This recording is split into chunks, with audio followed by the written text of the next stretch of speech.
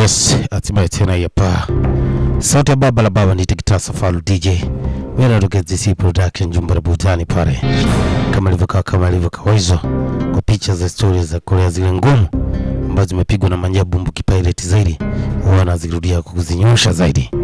Leo kuna picha ambayo inafahamika kwa jina la 100 Days My Prince the Chosen. Wana picha tayari tuko nayo kwenye group pale, kwa cheko namba 06 76414059. Tukupa mwongozo wa namna gani unaweza kupata hapa picha. Tayari tushaandaa katika mikono salama zaidi.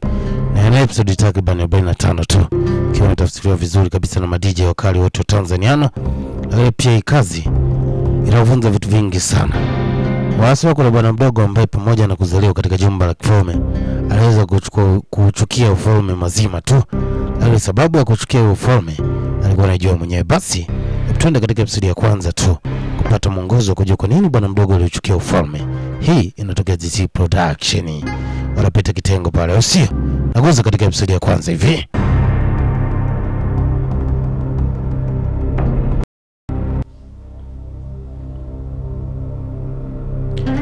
Yes, hatimaye baada ya kupata mwongozo zaidi, twende katika episode ya kwanza tu. Waita bola mwan ya chuma bomba sana hapa. Wasema 100 Days My Princess.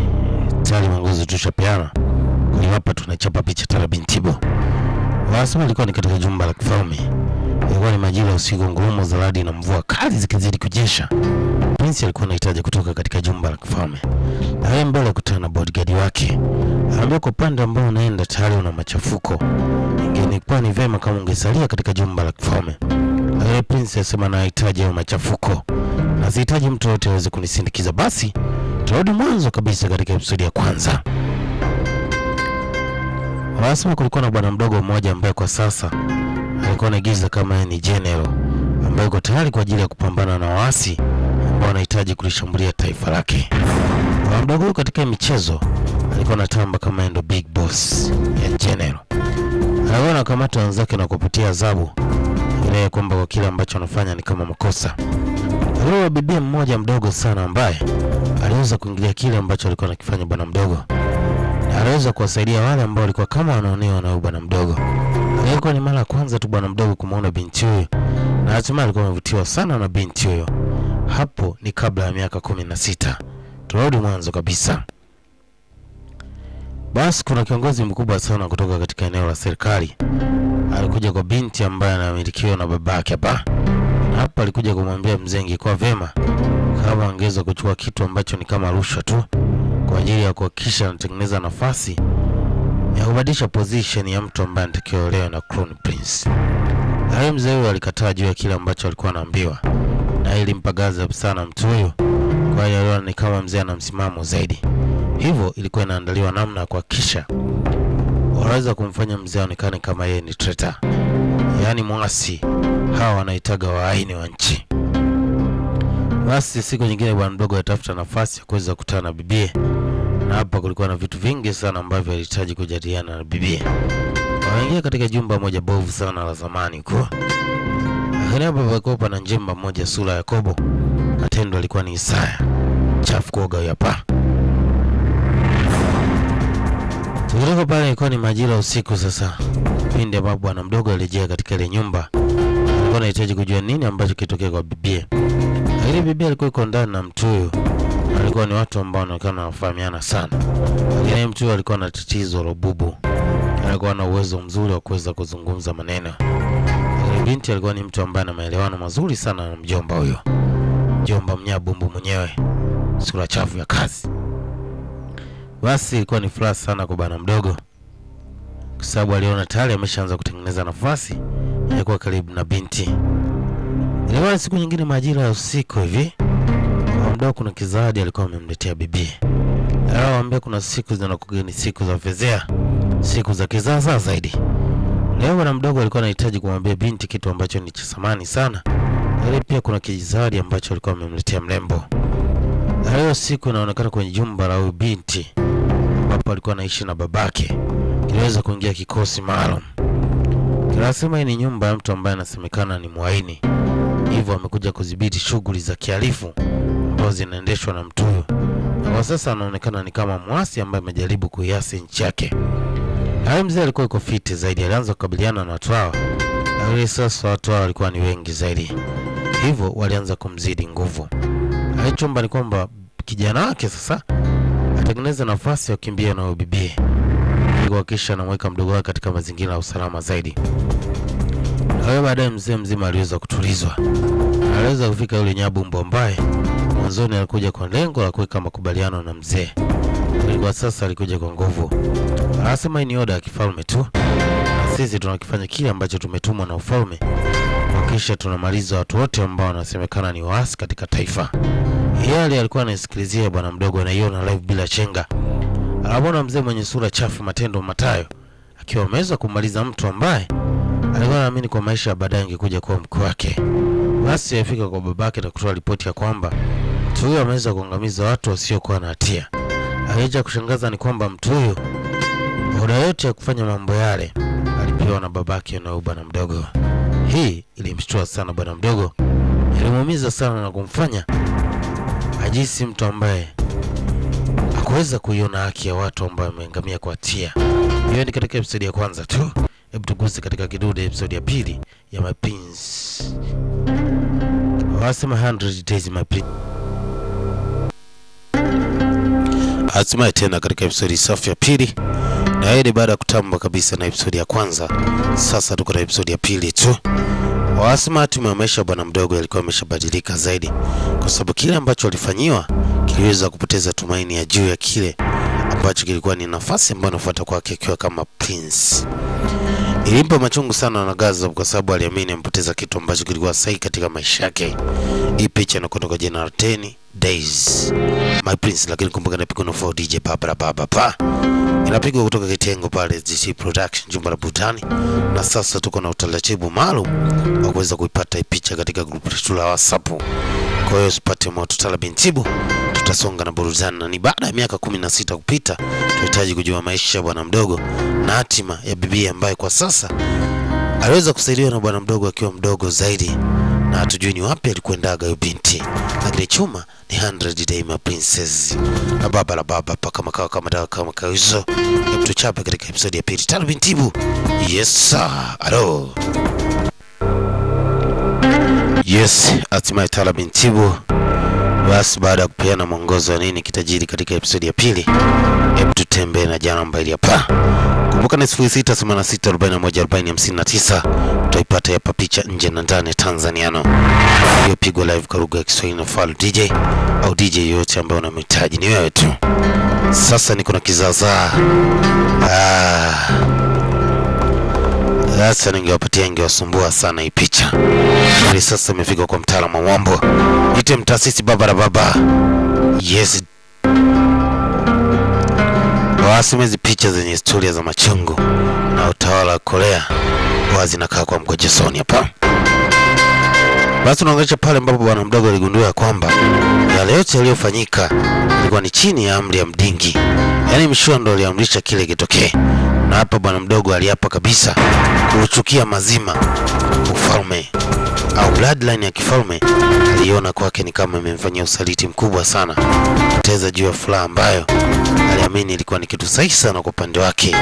Yaani kumpoteza binti ambaye alimpenda sana, na hata hivyo kuona mauaji yakifanyika na mfalme akiwa ndo amethibitisha yeye ndo alituma yale mambo yafanyike. Basi bwana mdogo alikuwa amekasirika na ghadhabu ilikuwa kubwa sana na machungu ambayo kikweli alikuwa hawezi kufichika. Hayo baadaye alimfuata babake Mdingi Mshua. Aambia baba vile ambavyo amefanya sio kitu ambacho cha haki zaidi, na kuna watu bado wanakuona ni kama mtu ambaye una thamani zaidi. Aambia kuwa tu yaone kwa sababu kupata nguvu ya kifalme kuna mikitu mingi sana ambayo unapitia. Basi tunakuja miaka 16 baadaye. Wasa baada ya kupita miaka 16, sasa bwana mdogo ameshakuwa zaidi. Anambamba katika jumba la kifalme leo, nakutana bibi ambaye kiukweli alikuwa ni kama anaonesha tabasamu na kufurahi sana. Wewe bwana mdogo anakuambia hajawahi kucheka. Yeye ni mnono tu. Anambia mimi furaha yangu ni juu ya wale ndege wanaopita. Anambia tokea nije hapa sikuona kama kuna nafasi ya mtu kushoboka kucheka kifara zaidi. Nachohitaji uwe serious tu. Lakini leo alikuwa ameingia katika kitengo maalum. Hapa kulikuwa kuna kitu ambacho kinafanyika kama quiz, na Prince ndo alikuwa anasimamia kitu ambacho kinaendelea hapa. Juu ya wasomi ambao wanapatikana katika jumba la kifalme.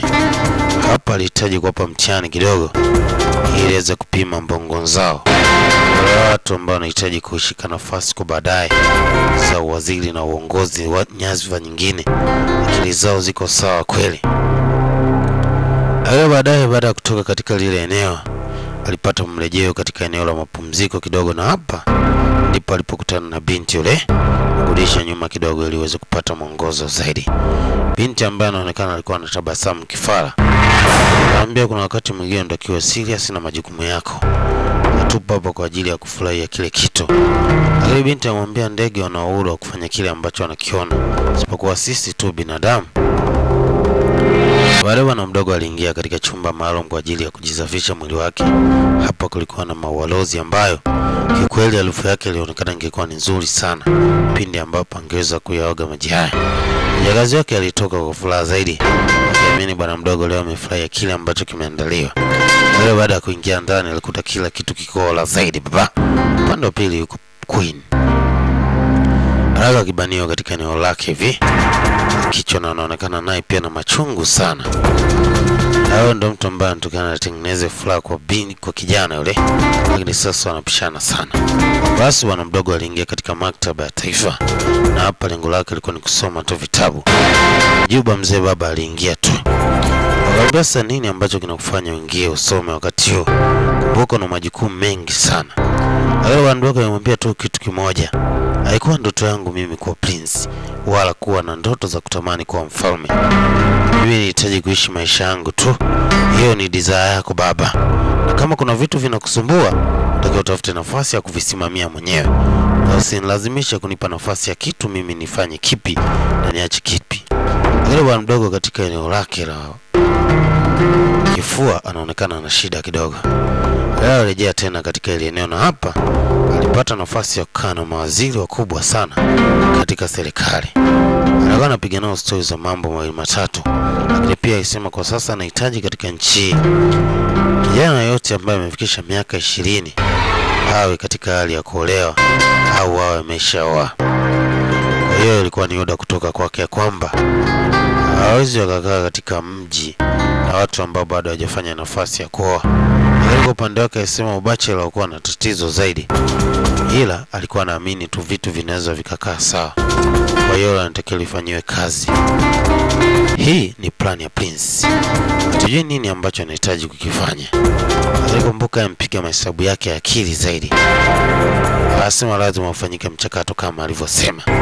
Leo bwana mdogo ana shida sana katika eneo lake la kifua. Hii hatujajua inasababishwa na nini zaidi. Akatoka pale sasa aliweza kuanguka. Hiki kiliweza kuwashangaza mawaziri na watu wengi zaidi. Sasa tunaosha upande wa pili. Huyu ni binti yule ambaye takriban miaka 16 iliyopita alikuwa ni mdogo sana. Yuko katika ile eneo na anasema rumors zimesambaa sana zikionyesha kwamba ni lazima binti wote katika mji huu waweze kupatiwa nafasi ya kuweza kuolewa. Lakini pia kuna vijana wawili waliweza kufika katika ile eneo. Wasi wenyewe mmeng'ang'ania kilimo tu. Wanawake majukumu yao ni kuolewa na kuwekwa ndani. Na hizi shughuli zinatakiwa zifanywe na wanaume. Wewe pia kumbuka ni mtata sana. Akaambia ingekuwa ni vyema kama mngeweza kukaa mbali nami, kwa sababu wakati mwingine ndafanya kitu ambacho kitawapa tofauti zaidi. Bwana mkubwa anajaribu kutupa kwamba alitulizwa mkono wake. Akamwambia basi bibi aliweza kumzuia mtu huyo. Na ingekuwa vyema kama angetulia tu. Basi binti naye na rafiki yake walikuwa wakiendelea kupiga story. Lakini kuna shushu ambaye alikuja hapa. Anasema nimewatafuta sana, kwani kila mtu anatakiwa afike katika eneo la usajili. Hawa ni vijana ambao bado kwa sasa hawajaoa. Pia kuna mabinti ambao bado hawajaolewa hapa. Sasa huyu msajili mwenyewe ni kizaza. Anasema na wana wewe umri wao bado hujapata nafasi ya kuoa. Wewe umri wote hujapata nafasi ya kuolewa. Mbona una muonekano wa kibibi zaidi? Binti asema mimi nahitaji kufanya majukumu yangu tu, kwa sababu naona kila kitu naweza nikakifanya pasipo kuwepo na usimamizi wa mtu yoyote. Kwa hiyo sidhani kama hicho kitu kilikuwa kina lazima sana katika maisha yangu. Anasema sasa nini ambacho wanatakiwa kukipinga kwa wakati huo. Watu wote ambao wamekuja katika shughuli ya usajili kwa siku ya leo wanaonekana wanaleta muingiliano, wanashindwa kufikia kikomo cha maelewano na mtu huyo. Basi watoto waliweza kutoka, lakini binti alisalia katika ile eneo akiwa na mbamba zaidi kinyatulu. Sasa nini ambacho kinajiri katika episode safi inayofuata 3 ya mzigo bomba sana 100 Day My Princess inapigwa na Faru DJ kutoka kitengo pale, au sio? Baba la baba ndio anaisimamia Tara Bintibu. Nikutana katika episode ya 3 tu.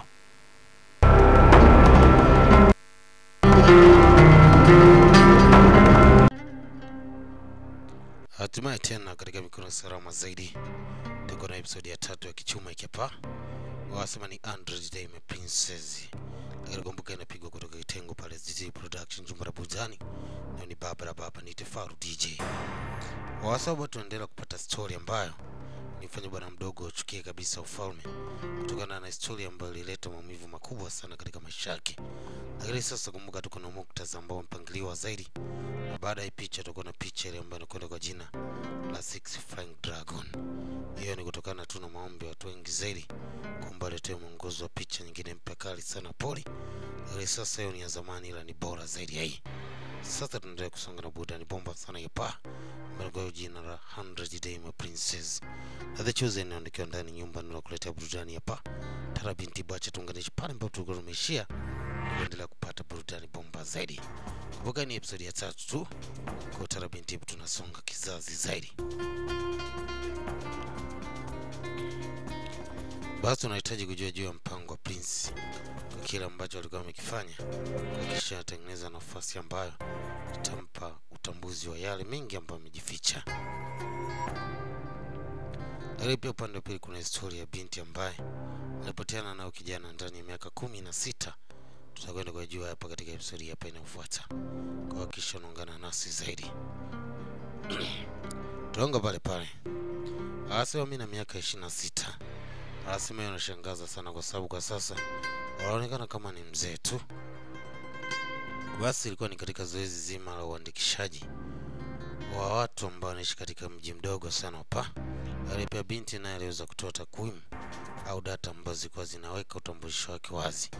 Lakini binti ni mtu ambaye alikuwa anapingana sana na kile ambacho kinasema kwamba anadai kwamba swala la kuolewa aliwezi likabadilisha kitu chochote kwenye maisha yake. Kwa saizi anahitaji kupata uangalizi wa kile ambacho anakifikiria. Lakini pia hilo lilikuwa ni pendekezo la magavana ambao kwa sasa walikuwa wanashuhudia mchezo ukiwa unaendelea zaidi. Anasema mwanamke anaweza kutufanya tuwe ndawazimu kwenye vichwa vyetu. Hivyo lazima tuwe makini isije ikatufanya tufeli kwenye mpango ambao tunaotarajia zaidi. Basi baada ya kuhakikisha bwana amefanikisha hilo swala la sensa, kujua idadi ya watu ambao wameoa na wale ambao hawajaolewa, alikuwa anahitaji kumwacha binti aende na kile ambacho anakiamini. Sasa bibi aliweza kutulia pale Tara Bintibu na kuona kama ameleta kizaazaa zaidi. Moja kwa moja chuma inatuleta upande wa pili kwa Tara Bintibu. Tunakutana na binti ambaye analalamika sana ikiwa ni siku ya harusi yake. Anasema mtu huyo ameshanifanyia vitu ambavyo kiukweli viliniumiza sana katika maisha yangu. Lakini hiyo hainipi sababu ya kunifanya nimchukie. Ina maana amekubaliana na kile ambacho kinaendelea kwake. Basi yule mtaalamu ambaye alikuwa anasimamia ile zoezi la uandikishaji alipata nafasi ya kuongea na bibi kidogo. Na binti aliweza kumwambia juu ya kitu ambacho kimejificha katika akili yake na upande wa moyo wake. Anasema mimi nishafunga ndoa zaidi ya miaka mingi sana ambayo imepita. Kwa sababu kuna mtu tayari alikuwa ni chaguo langu. Hivyo kwa sasa sidhani kama na sababu yoyote ya kufikiria juu ya hicho ambacho nakisema. Basi moja kwa moja upande wa pili kwa Prince sasa. Ni baada ya kudondoka kwa kupata kizunguzungu, aliweza kuingia Queen. Anasema sijajua itachukua muda gani kuhakikisha anarejea katika hali ya kawaida. Lakini Queen alikuwa mkali zaidi akidai kwamba anahitaji mtu awe sawa ndani ya muda mchache zaidi. Anasema yeye ndo mtu pekee ambaye ameweza kushika maisha yake. Na hivyo itajalisha nini kitakachoendelea, ila ni lazima hakikisha anamweka Prince katika hali ya usawa zaidi. Basi pia katika baraza kubwa kula mawaziri wakiwa na mfalme alikuwa katika majadiliano makali sana. Wanasema sasa itakuwaje kumtegemea mtu ambaye kwa sasa imechukua takribani zaidi ya siku 10 kuweza kuamka katika eneo la kitanda na endelee kuwa mtu ambaye tunatumaini la kuweza kututengenezea nchi yetu hapa. Hayo mfalme alisema kitu kimoja tu wakati usizani kama kuna usaidizi juu hicho ambacho nafikiria. Basi miongoni mwa wajumbe ambao walikuwa katika kile kikao, yani miongoni mwa mawaziri wanaokamilisha lile baraza, waliweza kukutana na Queen. Na hapo alikuwa na majadiliano yao ya siri zaidi. Lakini Queen anamwambia, mimi najua nini ambacho nakifanya. Kwa hiyo kwa wakati mwingine usije kufikiria unaweza kuanzuia kwenye njia ambazo nimepanga mipango yangu zaidi. Ili sasa upande wa pili kwa bwana mdogo aliweza kuinuka. Na hapa alimuita bodyguard wake. Alihitaji kumpa habari ya kitu ambacho kimejificha sana, kwani kilikuwa ni siri zaidi. Asema aliweza kugundua siri ambayo ilikuwa imejificha, kwani zile dawa ambazo alikuwa analetewa zilikuwa zina kemikali ambayo ilikuwa inamletea maumivu sana. Hivyo alihitaji kuzuga tu ili aweze kupata ukweli ni nani ambaye anahusika na kile ambacho kinaendelea katika afya yake ya sasa. Lakini baada ya kumbana mtu mmoja aliyopa mwongozo tu wa kusema kuna mtu anafahamika kwa jina la Dongju. Huyo ni miongoni mwa makotredi ambao wanafanya kazi katika kitengo cha afya, watakuwa na ujuzi juu ya kile ambacho kinaendelea. Basi bwana mkubwa alihitaji kupanga mpango maalum, kwa sababu kwa sasa alikuwa ameshajua ukweli wa kile ambacho kilikuwa kimejificha. Sasa ilikuwa ni katika eneo ambalo linafanyika matumizi au shughuli za usomaji. Lakini hapa aliweza kuwa kijana mmoja hivi.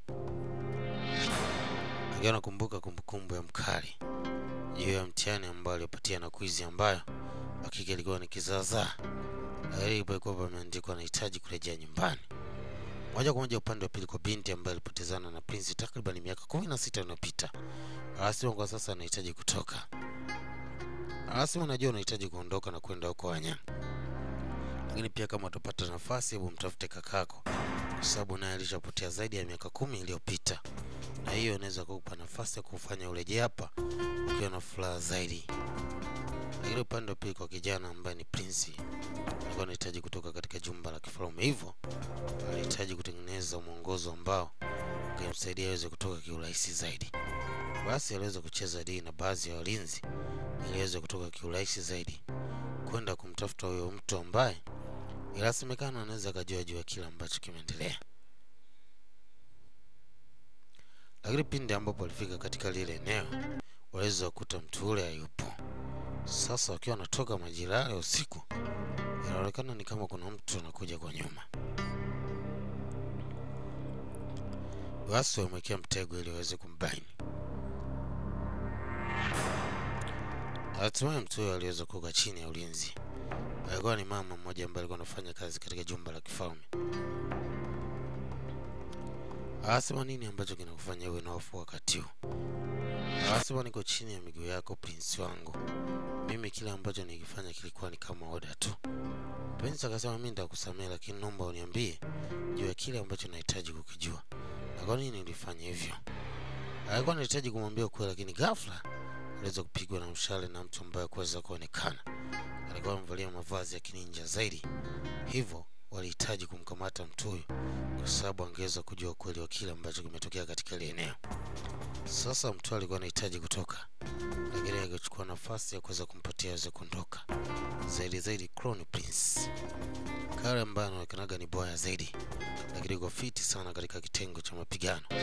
Alihitaji kucheza na nyame la huyo, ampatie majibu ya kile ambacho amekifanya. Korea ameweza kumwangamiza mtu yule ambaye alikuwa anahitaji kumpatia siri ya kile ambacho amekitafuta kwa muda mrefu, ya kwamba kwa nini amekuwa anawekewa vitu ambavyo ni tofauti katika kinywaji. Mtu huyo aliweza kumtuliza bwana mdogo Prince, lakini ghafla aliweza kuingia bodyguard wake na kumsaidia. Basi mtu huyo aliweza kukimbia tu. Ilikuwa ni katika mazingira ya kawaida sana, yani ya watu wa chini. Basi huyu Prince aweza kupigana kikumbo na mtu mmoja hivi. Huyo mtu kimtazama zaidi ni yule kijana, lakini sasa tofauti ni kwamba mtu huyo ashabadilisha mavazi. Basi moja kwa moja safari inatuleta kwa bibie baada ya kurejea kwenye nyumba ambayo ilichomwa miaka mingi iliyopita. Na hapa alipata kumbukumbu ya ndugu yake ambaye alikuwa akicheza naye kipindi ambapo babake alikuwa na wadhifa mkubwa sana katika serikali. Alikuwa na ndugu yake ambaye kwa sasa hatujui yuko wapi, lakini ndio mtu pekee ambaye alikuwa anacheza na bibie. Mzee alifurahi sana muunganiko wa watoto wake, lakini pia alikuwa anaamini kila kitu kitakaa sawa tu pindi ambapo watakuwa na kisha Wanaangaliana na kuwekeana usalama zaidi. Hili muumiza sana binti kwa sababu ilikuwa ni kumbukumbu ya maisha ya nyuma sana aliyopita. Lakini kuna watu walikuja kumzuia katika ile eneo. Waambia kwa sasa hahitaji kuonekana mnyaturu yote katika ile eneo, kwa sababu memba wote wa familia walionekana kama waasi. Sasa binti akipita katika eneo moja la soko, kuna bwana alikuwa anauza vitabu mbalimbali. Hivyo aliingia katika chumba kimoja ambacho ni kama maktaba, lakini lengo lake kwa sasa alihitaji kubadilisha mavazi, kujiweka sawa zaidi kwa sababu kuna kitu anahitaji kukifanyia ukamilifu zaidi. Basi bwana ambaye alikuwa anauza vitabu alikuwa anapiga debe sana kwamba ana vitabu vizuri sana ambavyo vina story za romance nzuri. Hivyo itakuwa vema kama mtu atahitaji kuweza kuvichukua vitabu hivyo. Yale aliwapenda kwa lugha rahisi zaidi. Basi bibi alirejea katika eneo ambalo alikuwa amebeba kumbukumbu ya utoto zaidi. Hapa ndo sehemu ambayo alikutanaga na Prince pindi ambapo alikuwa watoto na walikuwa na ahadi nyingi sana kwa maisha baadaye. Bibi anajaribu kumbuka kitu kimoja tu. Waondoa asema mimi nahitaji kuja kukuoa wewe. Na hili ilimfanya binti akumbuke kumbukumbu ya kitambo zaidi. Sasa mtaalamu naye akiwa katika ile eneo anaambamba kinyaturu, aliweza kumwona bibi akiwa anafungua kitambaa chake. Na hapa alipata kuiona ishara ambayo aliiona miaka mingi sana iliyopita.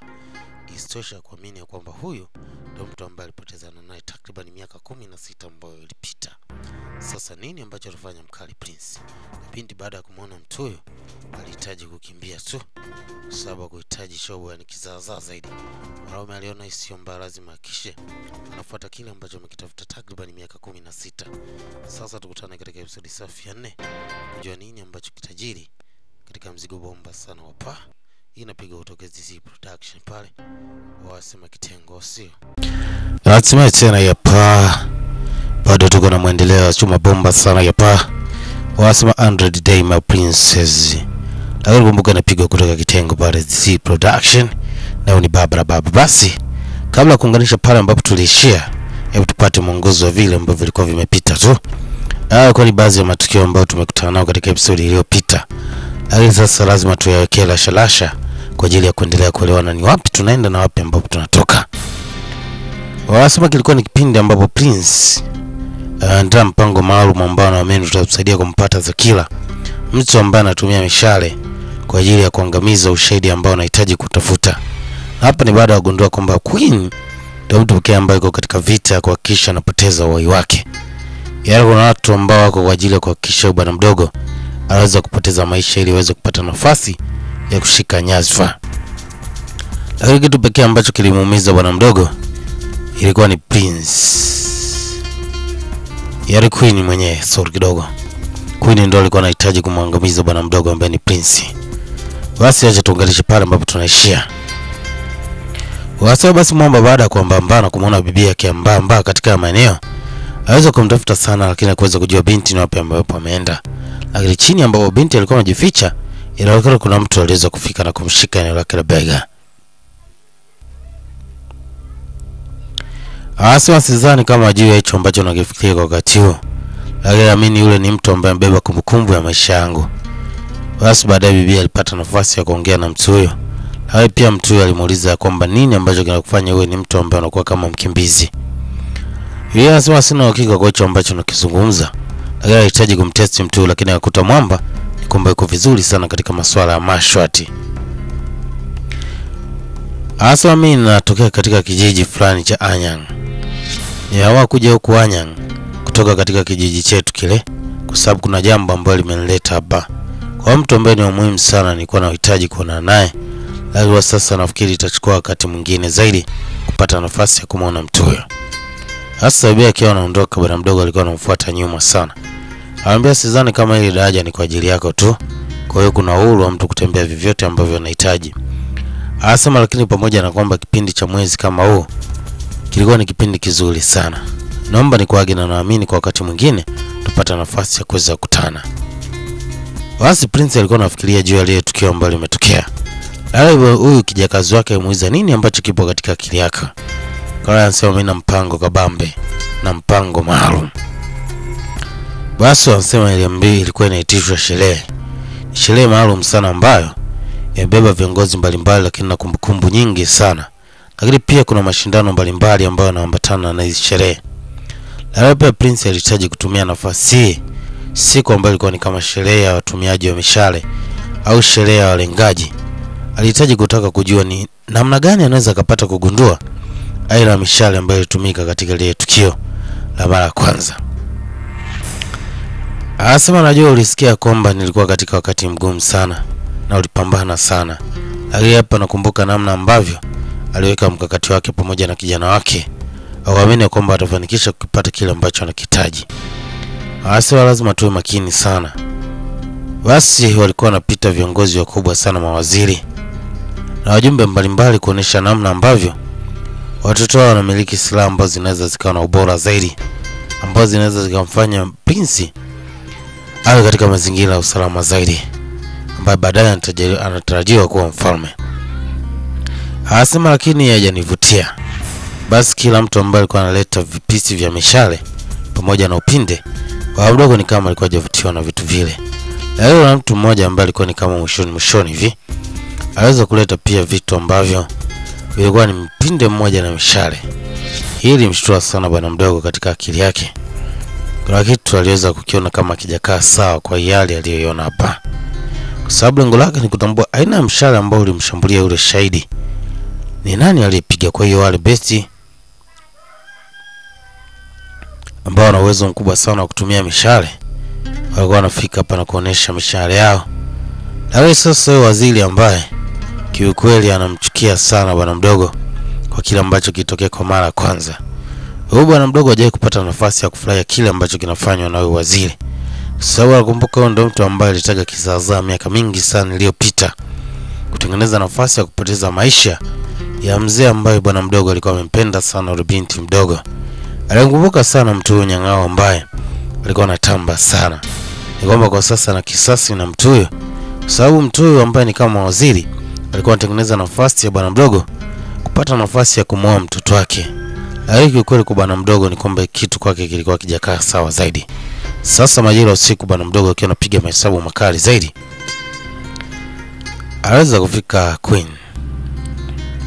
Abai sasa ni kama mtu ambaye anatakiwa naye. Lakini binti ni mtoto yule waziri ambaye alileta kizaazaa miaka mingi sana iliyopita. Basi alifika kwa ajili ya kuhakikisha anamfariji bwana mdogo. Lakini bwana mdogo ni mtu ambaye ana vitu vingi sana katika akili yake. Ila agundua leo ni siku ambayo anahitaji ajaribu hata kuzuga tu ili mambo yasije yakaenda tofauti zaidi na kile ambacho anakifikiria. Basi binti alikuja na kulalamika sana juu ya mwamba kuonekana akiwa busy sana na biashara zingine kuliko kumzingatia yeye na kumpa muda zaidi. Wastara binti aisogea kwa mtaalamu wa zamani huyo, ambaye aligusa tu eneo la lips zake. Hakuwa na kitu chochote cha kuweza kufanya na mtu huyo, sababu tayari katika akili yake kuna vitu ambavyo vinajengeka ni vya tofauti zaidi. Lakini sasa nini ambacho kitajiri katika episode safi inayofuata kupata mbali na kwenda kwa jina la 100 Days My Prince na The Chosen One kama kawaida. Hiki ndio kizaazaa ambacho tutakuwepo nacho kwa episode inayofuata tu. Kuweza kuenjoy burudani kali kama hizi hapa, check na sisi kwa namba ya WhatsApp hapo juu. Utaweza kupata picha ikiwa imetafsiriwa na DJ wakali wote wa Tanzaniano kwa 0686414059. Utaweza kupata chuma hapa.